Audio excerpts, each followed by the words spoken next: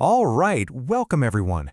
Get ready because today we're on a special mission to master a few super useful English grammar tools. And the goal? To make sure you absolutely crush your next Kahoot quiz.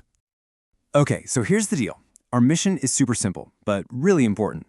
We're going to break down a few rules, give you the tools, and turn you into a Kahoot champion. So let's dive right in. All right, first up, let's grab tool number 1. I like to call these the replacers. These are the words it and they, and their whole job is to jump in and replace nouns to make our sentences way shorter and, just sound better. Okay, the rule here is so simple. If you're talking about just one thing, that's what we call singular, you're going to use the word it. That's it. One thing, use it. Let's see this in action. Take a look. Someone asks, where is the bank? Now, you could say, the bank is behind you, but that's kind of long, right? So we just swap out the bank for it. Boom! It is behind you. So much smoother. Okay, but what happens when you've got more than one thing? Well, for that, we need a different tool. When you're talking about two things, or three, or 100, what we call plural, you're going to use the word they. Check out this example. The question here is about the mailboxes. Notice that S at the end? That means there's more than one. So our answer has to use they. They are behind you. See? It's a really simple switch. One thing gets it, and more than one gets they. All right, tool number 2, let's talk about what I call the pointers. These are the phrases there is and there are, and we use them, well, to point out that something exists somewhere.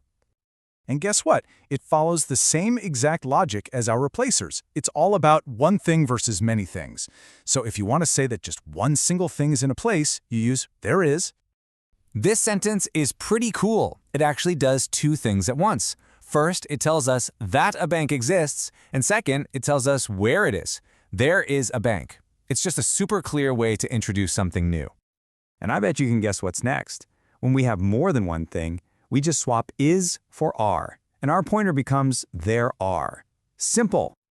So this is exactly how we point out that, yep, multiple things are in a certain spot. We're not just talking about mailboxes in general. We're saying, hey, there are specifically two of them right there on the corner. There are is the perfect tool for that job. Okay, you guys ready for an expert tip? This is a big one.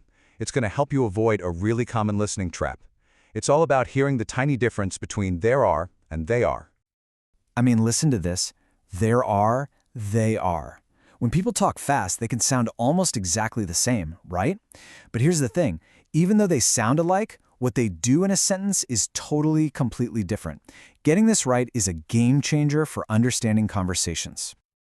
Okay, so here it is. This is the key difference you need to remember. You use there are to introduce something for the very first time. Like, hey, there are lots of restaurants around here. But you use they are to give us more information about something we're already talking about. So first, we say we have two parks. And then we say they are not far from here. See? They is talking about the parks we just mentioned. All right, so now that we have these tools, let's learn how to use them to ask questions like a total pro. We're going to figure out how to build the perfect questions to ask about a neighborhood or, any new place you're exploring. Okay, building a question is actually a lot like following a super easy 3-step recipe. You just have to put the right ingredients in the right order. Step 1, you start with the right verb. Step 2, you add the thing you're asking about. And step 3, you finish with the place. That's it. Okay, let's try it out. Let's ask about one thing, like a bank. So, step 1, we use is there, because a bank is just one thing, right? Singular. Step 2, we add our noun, a bank, and step 3, the place, near here. Put it all together, and what do you get? Is there a bank near here? Perfect. Okay, what about asking about more than one thing, like a bunch of shoe stores? It's the exact same recipe. We just switch our first ingredient to are there. And here's a little pro tip. We often toss in the word any when we ask plural questions. So it becomes, are there any shoe stores in this mall?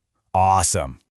And just like that, you did it. Mission complete. You've got the tools, you know the rules. So let's do one final, super quick review.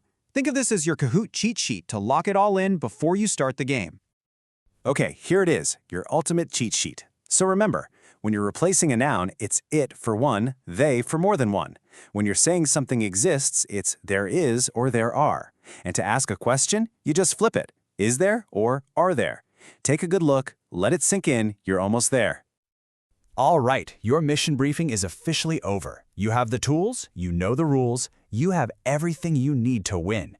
So the only question left is, are you ready to jump into that Kahoot and show everyone what you've learned? Good luck. You are absolutely gonna crush this.